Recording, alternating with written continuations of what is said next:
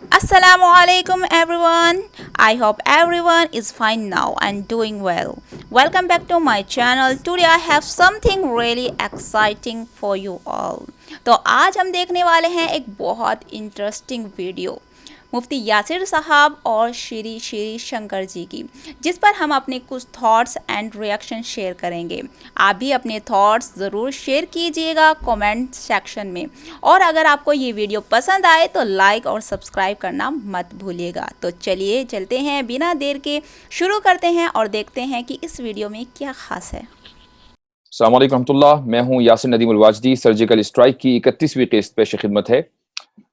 बाबरी मस्जिद राम मंदिर केस से मुताल्लिक सुप्रीम कोर्ट की कार्रवाई शुरू हो चुकी है और केस अपनी आखिरी स्टेज पर है। अचानक मुल्क की बहुत मशहूर शख्सियत श्री श्री रविशंकर जी सामने आते हैं और मुसालहत या आर्बिट्रेशन की पेशकश करते हैं, बल्कि उसके लिए बाकायदा कोशिश भी करते हैं। गुज़िश्ता एक महीने से पूरे मुल्क का मीडिया या तो श्री श्री की बात कर रहा है या फिर उन लोगों की जो श्री श्री से बात कर रहे हैं। सर्जिकल स्ट्राइक के शो में आज श्री श्री जी खुद मौजूद हैं और मैं तहे दिल से उनका इस्तकबाल करता हूं। श्री श्री जी सिर्फ हिंदुस्तान ही में नहीं बल्कि दुनिया भर में अपने कामों की वजह से जाने जाते हैं और पूरी दुनिया में एक मजहबी स्कॉलर और अमन के काम करने के हवाले से एहतराम और इज्जत की निगाह से देखे जाते हैं। श्री श्री जी, आज आप जिस प्लेटफॉर्म पर हैं, सर्जिकल स्ट्राइक के जिस शो में हैं, उसको देखने वाली तकरीबन पूरी मुस्लिम लीडरशिप है। ये अलग बात है कि आपकी बात उन तक पहुंच चुकी है, लेकिन कुछ ऐसे सवालात हैं जो उनके भी जहन में हैं और हमारे भी जहन में हैं और उनके अभी तक जवाबात नहीं दिए गए। मुझे उम्मीद है कि इस शो के जरिए आप अपनी बात और बेहतर तरीके से मुस्लिम कम्युनिटी के सामने रख पाएंगे। आपकी कोशिश कामयाब हो या ना हो, केस का जो भी फैसला आए, मुस्लिम कम्युनिटी के हक में आए या हिंदू कम्युनिटी के हक में आए, मेरा मानना है और मुझ जैसे बहुत से लोगों का मानना है कि भारत की इन दो कम्युनिटीज के दरमियान डायलॉग का दरवाजा हमेशा खुला रहना चाहिए, कभी बंद नहीं होना चाहिए।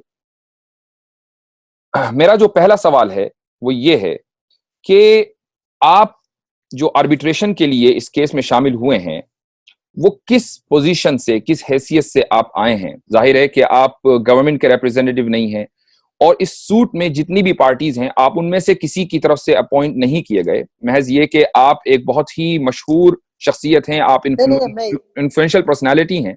तो मैं सिर्फ ये पूछना चाहूंगा कि किस हैसियत से आप इस केस में शामिल हुए हैं? देखिए, सबसे पहले तो हमारा काम तो पीस का है। पूरा वर्ल्ड में हम यही काम कर रहे हैं, चाहे वो मिडल ईस्ट में हो, कोलंबिया में हो, सब जगह हम लोगों में अमन शांति का पैगाम ले रहे हैं और सब जगह happiness, waves of happiness create करते हुए आ रहे हैं। अब पिछले साल जुलाई अगस्त में 2 बार जो निर्मोही अखाड़ा है, जो इस केस के एक वन ऑफ द पार्टीज हैं, party to the case, Nirmohi Akhara के संत जो 90 साल के हो गए, वो पूरा पेपर लेके हमारे पास आए। वो उनका जो दर्द था, वो बोले कि देखिए, मेरे जीवन काल में मैं देखना चाहता हूँ इस मसले का हल हो जाने का, और कहीं कुछ हो नहीं रहा है, आप इसमें पहल करिए, ये उन्होंने बताया। और इसके बाद जो कई मुस्लिम संगठन, मुस्लिम युवाओं ने हमको अप्रोच किया, बोले गुरुदेव, आपकी जो है ना एक्सेप्टेबिलिटी सबके पास है, आप सबको अपनाते हैं, तो आप इसमें पैगाम लीजिए, आप पहल करिएंगे तो बहुत अच्छा होएगा। तो ये इस तरह से हमें चारों ओर से लोगों ने कहा, खासतौर से निर्मोही अखाड़ा के महंत ने हमसे कहा, तो फिर हमने इस पर पहल करी। तो हमने ये कहा, देखिए, हम तो मीडिएशन करेंगे, आप अपना अपना जो भी आपकी आइडियाज है लेके आइए, let us find out. And supreme court ने भी ये कहा है कि कोर्ट से बाहर इसका मसला हल हो तो बहुत अच्छा है, ये सुप्रीम कोर्ट ने कहा है, डॉक्टर जस्टिस खेर ने बताया। इसके बाद फिर हम जैसे कोशिश कर रहे थे और जगह, यहाँ पर भी कोशिश करी। फिर क्या हुआ, हमने करीब 500 अलग अलग इमामों से हमने बात करी, लखनऊ से, फिर स्काइप मैंने बात करी, कई सूफी जो दरगाह के कई लोग यहाँ पर आए थे, बेंगलुरु में हमारे पास आए थे. We even planned to have a big Sufi सम्मेलन for about 10,000 Sufi followers, Sufi sons. So इस तरह का हम लोग प्लान कर ही रहे थे. So when they all spoke to me, then we all sat together. Then इसमें सलमान नदवी जी ने भी आगे आए. फिर नदवी जी ने फिर ये बताया कुरान के हिसाब से कैसे होगा. अब ऑलरेडी वहां रामलाला का टेम्पल चल रहा है. Makeshift temple is happening from last 50 years, 70 years. This is happening. Last 25 years the temple is already there. And फिर सलमान नदवी साहब जी उनसे कॉन्फ्रेंस कॉल हुआ. 150 लोगों को उन्होंने अपने लखनऊ में इकट्ठे किए. हमने वीडियो कॉन्फ्रेंस करी, 2 बार किया. फिर वो खुद आए, सुन्नी वक्फ बोर्ड के चीफ सलमान नदवी जी सब आए. उन सबको यही लगा कि देश में अमन शांति हो, दोनों समुदाय के आपस में हो. तो कुरान में ये लिखा हुआ है कि जहां पर कॉन्फ्लिक्ट है उस जगह पर नमाज कबूल नहीं होता, ये बता रहे थे. जी, मैं समझता हूँ कि सलमान नदवी साहब के बारे में ऑलरेडी काफी चूंकि डिबेट्स हो चुकी हैं. उन्होंने क्या कहा, वो कितना ऑथेंटिक है कितना नहीं है, मैं समझता हूँ कि हम उसको थोड़ा सा अलग रख दें. मैं जो सवाल आपके बारे में करना चाहूंगा, हमारे जो व्यूअर्स हैं वो उसको जानने में ज्यादा इंटरेस्टेड हैं. मिसाल के तौर पर जो बुनियादी चीज है, जो बेसिक चीज है, वो ये है कि आपने एक लेटर लिखा मुस्लिम पर्सनल लॉ बोर्ड को. सबसे आखिर में एक आपकी तरफ से एक लेटर गया है. उससे पहले आप बहुत से ऐसे लोगों से मिल चुके थे जो पार्टी नहीं है. मैं कहता हूं आप 10,000 लोगों को बुला लें, लेकिन वो पार्टी नहीं है. मसलन आप बरेली गए, मौलाना तौकीर रजा साहब से, वो पार्टी नहीं है कि हम जो हाजी महबूब साहब और अंसारी जी है जो इसके पार्टी है उनसे मिले हैं. आज आप देखिए ये नई न्यूज में हाजी महबूब साहब ने वो बताया है. आज उन्होंने हमारे समर्थन में बोला है. ठीक. तो जो पार्टी है हम उन्हीं से तो मिले थे. पर्सनल लॉ बोर्ड को मैंने कई बार रिक्वेस्ट तो की थी इससे पहले जी, महमूद मदनी जी से हमारी बात उनसे बात करने के लिए, और कमल फरूकी जी से मैंने बात करी जी. कमल फरूकी जी हमारे यहाँ सुबह आए थे 7 बजे. ये है 6 तारीख को, 6 मैं डेट भूल रहा हूँ, 6 फरवरी को 6 फरवरी को सुबह आए थे. हाँ, 6 फरवरी को सुबह वो मेरे को मिलने आए थे. यानी मौलाना सलमान नदवी से पहले. अच्छा, हाँ, नदवी जी से पहले ही मिले थे वो. ठीक है. कमल फरूकी जी से मिले जी. फिर हम तंगल जी जो केरला के चीफ है, उस पर्सनल लॉ बोर्ड के मेंबर है, उनसे मिले, उनसे बातचीत हुई हमारी. फिर हज कमेटी के चेयरपर्सन है अबू बकर जी है तमिलनाडु में, उनसे बात हुई. ठीक है. बेंगलुरु के जितने उलेमा है उन सबको मैं आश्रम में बुला के उनके साथ 50 लोग थे, उनके साथ बात हुई. ठीक है. मैं एक कंसेंसस 500 से ज्यादा लोगों से बात करने के बाद एक कंसेंसस ऐसे डेवलप हुई.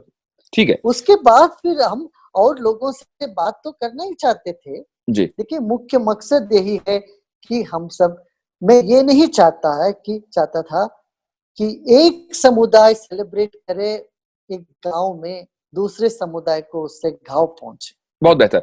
तो अभी क्या आपके जो एफर्ट्स हैं वो रुक गए या अभी आप जारी रखे हुए हैं? क्योंकि जो पार्टीज हैं दोनों, वो ऐसा लगता है कि they are more happy with the court verdict. तो क्या आपके अभी एफर्ट्स रुक गए हैं? ना, मेरा एफर्ट तो नहीं रुकी है, ये तो चालू है. ठीक है. अब आपका जो फॉर्मूला था, जो लेटर आपने मुस्लिम पर्सनल लॉ बोर्ड को लिखा था, मेरे सामने वो है और कुछ क्वेश्चंस मैं उसके बारे में करना चाहूंगा.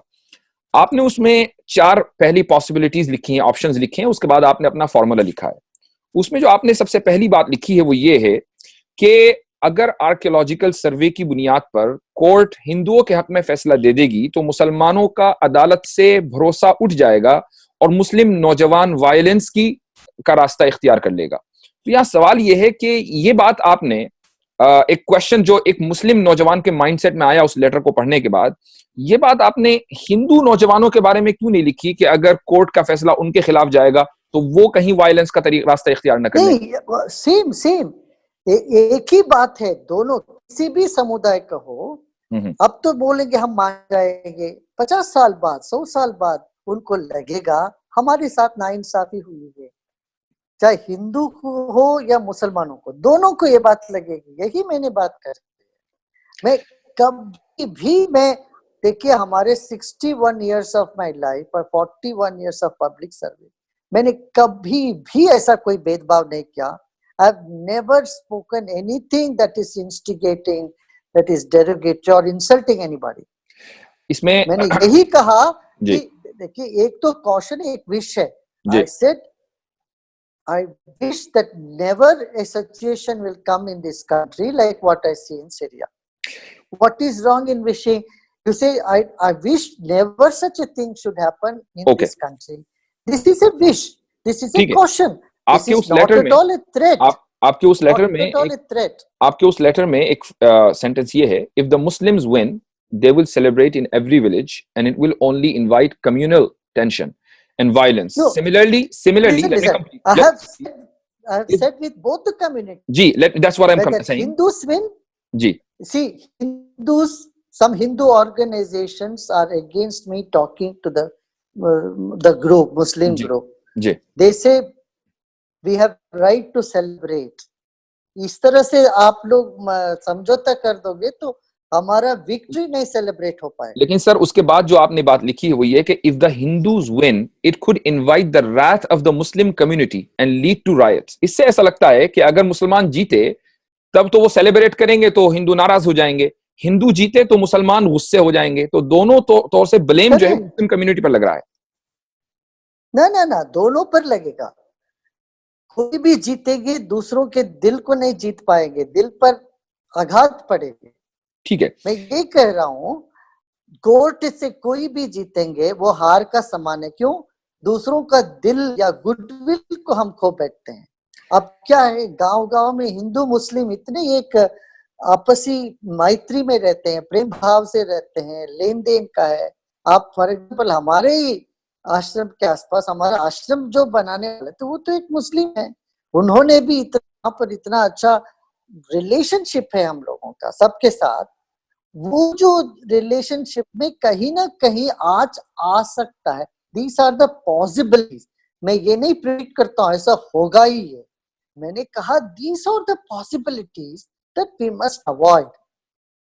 ठीक है, एक जगह आपने उसी लेटर में लिखा है कि हिंदू कम्युनिटी 500 साल से उस जगह के लिए लड़ रही है और इसलिए आपने सोचा कि मुझे आर्बिट्रेशन का कोई काम करना चाहिए ताकि आप पीस जो है वो रिस्टोर कर सकें। तो यहाँ सवाल ये है कि अगर आप ये नैरेटिव इख्तियार करते हैं कि 500 साल से हिंदू कम्युनिटी इस लैंड के लिए लड़ रही है, तो इसका मतलब तो ये हुआ कि आपने ये बात मान ली एक तरफ से कि मंदिर तोड़कर मस्जिद बनाई गई थी, जबकि आप आर्बिट्रेटर हैं, you have to be neutral. और हिस्ट्री में अगर हम चेक करें तो सबसे पहला जो केस रजिस्टर्ड हुआ था वो 1885 में हुआ था, तो फिर 500 साल वाली बात कैसे आई? नहीं, ये तो हिस्ट्री है ना, इसके बारे में हिस्ट्री है, हिस्टोरियंस बता रहे हैं कैसे वहां मस्जिद बनी। और ये सब आर्कियोलॉजिकल सर्वे ऑफ इंडिया ने, आर्कियोलॉजिकल डिपार्टमेंट ने पूरा कोर्ट को सबमिट किया है बातें। देखिए ये सब बातें छोड़िए, you understand the spirit behind the whole thing.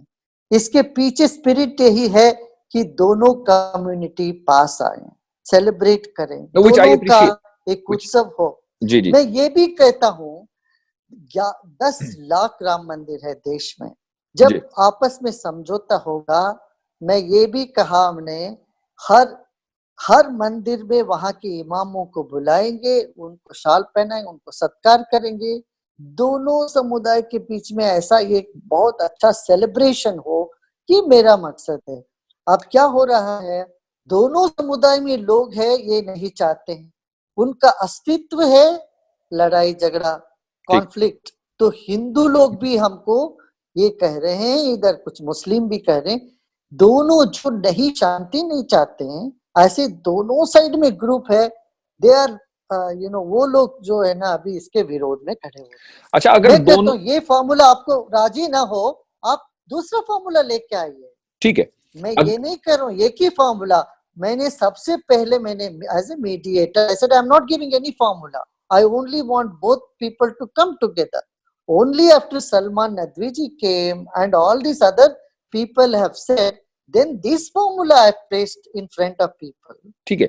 So, अगर ये दोनों जो कम्युनिटी फॉर्मूला, के, ये सुनिए, जी. ये जो फॉर्मूला यदि किसी को इससे बेहतर कुछ मिलता है, ठीक है, वो जरूर लेके आइएगा. बहुत बेहतर. मैं तो इसके लिए स्वागत करता हूँ, एक्सीलेंट, पूरी तरह से स्वागत करता हूँ. एक्सीलेंट. मेरा एक ही है, दोनों समुदाय के बीच में जो प्यार है, मैत्री है, भाव अभी है, इसको किसी तरह से डिस्टर्ब न करे, डिस्ट्रॉय न करे. ठीक है. अगर दोनों कम्युनिटी के जो रिलीजियस फिगर्स हैं, मसलन आप हिंदू कम्युनिटी के हैं या मौलाना सलमान नदवी साहब हैं या कोई दूसरे हैं, अगर दोनों कम्युनिटीज के लीडर्स ये गारंटी ले लें कि भाई हम अपने यूथ को समझाएंगे कि फैसला किसी के भी खिलाफ आए, वायलेंस नहीं इख्तियार करना है, मसलन आप हिंदू कम्युनिटी में काम करें, Muslim personal law board Muslim community में काम करे, तो ये भी तो एक फार्मूला हो सकता है. और I think Muslim personal law board ने आपको यही जवाब भी दिया है आपके लेटर के मुकाबले में.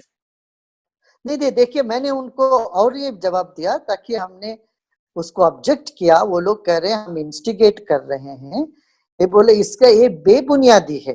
आई have replied their letter, I will send it you to their letter. बेबुनियादी आरोप हम पर लगा देना, हम इंस्टिगेट कर रहे हैं, इज शॉकिंग.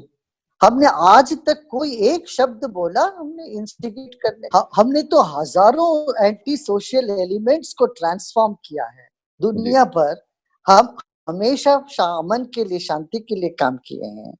तो कोई ये कह दे कि आप इंस्टिगेट करो, this is the joke of the century. ये बड़ा एक जोक है, जो गलत है. तो इसीलिए मैं कह रहा हूँ कि आपको बातचीत करने के लिए मन ओपन रखना चाहिए.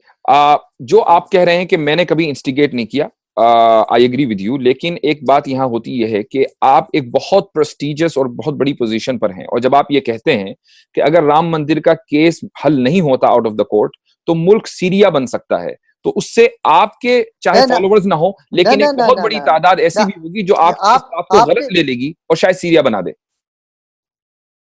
ना, यही मैं कह रहा हूँ कि आपको इसको पूरी तरह से मेरा इंटरव्यू सुने.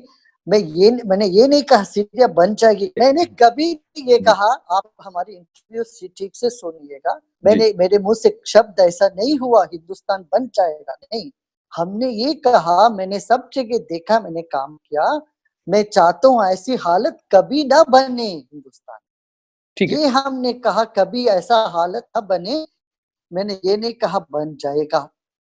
लास्ट मेरा क्वेश्चन मैं आपसे करूंगा वो ये कि आपका जो अभी तक के मैंने लेटर पढ़ा है, मैं चूंकि उसी लेटर के ताल्लुक से मैं आपसे बात करना चाहता था, उसमें मुझे बहुत सी जगह ऐसा नहीं लगा कि श्री जी एक न्यूट्रल होकर आर्बिट्रेशन करना चाहते हैं, बल्कि मुझे ऐसा लगा कि वो एक हिंदू जो विंग है उसका साइड ले रहे हैं. मिसाल के तौर पर आपने ये पहले मान लिया कि मंदिर तोड़कर मस्जिद बनी है. अगर आपने ये मान के चल रहे हैं तो वहीं आपने मुस्लिम कम्युनिटी को कह दिया कि आप लॉस कर गए और हिंदू कम्युनिटी को कह दिया कि आप जीत गए. उस बुनियाद पर आप ये फार्मूला लेकर आए हैं. तो अगर आप न्यूट्रल नहीं होंगे तो वो फार्मूला कभी भी सक्सेसफुल नहीं हो सकता. नहीं ना, हम तो एकदम न्यूट्रली लेके आए हैं. अभी जो वो मंदिर फिलहाल वहां है उसको हटाना, 100 करोड़ लोगों की भावनाओं को नजरअंदाज करना, ये कोई बुद्धिमानता नहीं है. ये यहाँ भारत के हर इमाम जानता है इस बात को. वहां लोकल लोग जानते हैं. वहां लोकल लोग ने हमसे यहाँ का जितने मुस्लिम, यहाँ 22 मस्जिद है गुरुदेव. हमको दूसरे यहाँ मस्जिद की नहीं जरूरत है, मगर हम हॉस्पिटल बन जाए, कुछ और यूनिवर्सिटी बने, ये सब हम लोगों की जरूरत है. हमारी खूब सा बातचीत होकर के ये सब एक नतीजा आकर के सामने आई बात. आप जानते हैं उस मंदिर के मसले को लेके भारत का सियासी बदल गया. यहाँ का राजकारण का इसके ऊपर प्रभाव है. तो हम आंख बंद करके कुछ भी नहीं बोल सकते. We have to take everything into consideration. सब चीजों को देखते हुए हमको कोई भी बात करना हो तो ऐसा करना पड़ेगा. आप देखते हैं, आप ऐसा कह रहे हैं, हिंदू पक्ष ये कह रही है कि गुरुदेव हिंदू पक्ष के लिए नहीं बात करें. शिवसेना, बीएचपी, अन्य लोग हम पर इतना इल्जाम लगा रहे हैं कि आप हिंदू के हित को नहीं देख रहे हैं. तो मैं ये कह रहा हूँ मीडिएटर का तो ये भुगतना पड़ेगा दोनों तरफ से पत्थर. इसमें तो हिंदू हित ही है कि मुसलमान जगह छोड़ दें दोनों और राम मंदिर बन जाए, तो ये तो हिंदू ना हित हुआ और आप वही बात कर रहे हैं। ना ना दोनों तरफ से इसमें से पताव पड़ती है। इसमें ऐसी बात नहीं है। मैंने सब देखिए, ये फॉर्चुनेटली एक बात ये है इसमें, वो मुसलमानों के लिए एक बड़ा इम्पोर्टेंट स्थान नहीं। वो यदि ऐसा इम्पोर्टेंट स्थान होता जैसे मक्का, मदीना या जेरूसलम का मॉस्क हो, तो ये और ज्यादा कॉम्प्लिकेट हो जाता, बहुत मुश्किल होती। यहाँ राम जन्मभूमि, राम का पैदा हुआ जगह, वो ये देखिए, आप अपना एकदम निष्पक्ष रूप ढंग से सोचिएगा। ठीक है, बहुत बहुत वहां शुक्रिया। बहुत बहुत वहां शुक्रिया। मस्जिद बन भी जी जाए, जी। वहां क्या सारे मुसलमान वहां नमाज पढ़ने जाएंगे क्या? वो जगह इतना इम्पोर्टेंट है क्या? इस सब बातों को मैं फैक्चुअली देखता हूँ। कोई भी आज तक मेरा इस पर क्वेश्चन नहीं लगा सकते कि मेरा अनबयास्ड और मेरी वो सबके प्रति समदर्शी रखना मेरा पहले से मेरा स्वभाव है। मैं सिर्फ इतना ऐसे मैं रख के कर रहा हूँ। कहना चाहूंगा कि ये बात आप कह रहे हैं कि मुसलमानों के लिए वो लेस इंपॉर्टेंट है और हिंदुओं के लिए वो बहुत इंपॉर्टेंट है, लेकिन दोनों के लिए वो इंपॉर्टेंट है। एक के लिए लेस है, दूसरे के लिए मोर है, इतना ये कह सकते हैं आप, लेकिन इंपॉर्टेंस में दोनों इसीलिए शरीक, दोनों पार्टनर है। इसीलिए कहते हैं कि दूसरा मस्जिद बन जाए वहां पर। हम ये नहीं करें सिर्फ मंदिर बने, हमने कहा मस्जिद भी बने, मंदिर भी बने, दोनों एक साथ एक टाइम पर दोनों का इनॉग्रेशन हो। इसमें क्या दिक्कत है? ठीक है, बहुत बहुत शुक्रिया नाजरीन। श्री श्री जी ने अपना मौकिफ रखा और हमारे सवालात के जवाब दिए। बहुत से सवालात उनसे ऐसे थे जो पहली मर्तबा किए गए होंगे। ये फैसला आप करेंगे कि श्री श्री जी ने जो बातें बयान की हैं, जो बातें कही हैं, वो किस हद तक आप उनसे मुतमईन हुए हैं। मुझे उम्मीद है कि वो अपना काम जारी रखेंगे अमन का, और अगर हिंदू कम्युनिटी के खिलाफ फैसला आता है तो हिंदू नौजवानों को इस बात के लिए वो तैयार करेंगे कि वो अदालत और कानून का एहतराम करें और इस एहतराम में वो उसके फैसले को कबूल करें और बड़े भाई होने का सबूत दें। आप लोगों से गुजारिश है कि हमारे चैनल पैट्रियोटिक इंडियन प्लस को जरूर सब्सक्राइब करें। अगले एपिसोड में फिर मुलाकात होती है एक नई शख्सियत के साथ और एक नए मौजू के साथ। तब तक के लिए अस्सलाम वालेकुम वरहमतुल्लाहि वबरकातुहू। तो ये थी आज की हमारी वीडियो, जिसमें आप सब ने देखा कि मुफ्ती यासिर साहब ने जो क्वेश्चन किए उनमें इंटेलेक्चुअल डेप्थ और सोचने की गहराई दिखाई दी। उन्होंने अपने आर्ग्यूमेंट्स को बहुत अच्छे तरीके से प्रेजेंट किया। उनका थॉट प्रोसेस बहुत क्लियर और सिस्टमेटिक था, जिससे उनकी बातें समझना आसान हुआ। वो अपने व्यू पॉइंट्स को बहुत इफेक्टिवली कम्युनिकेट करते हैं।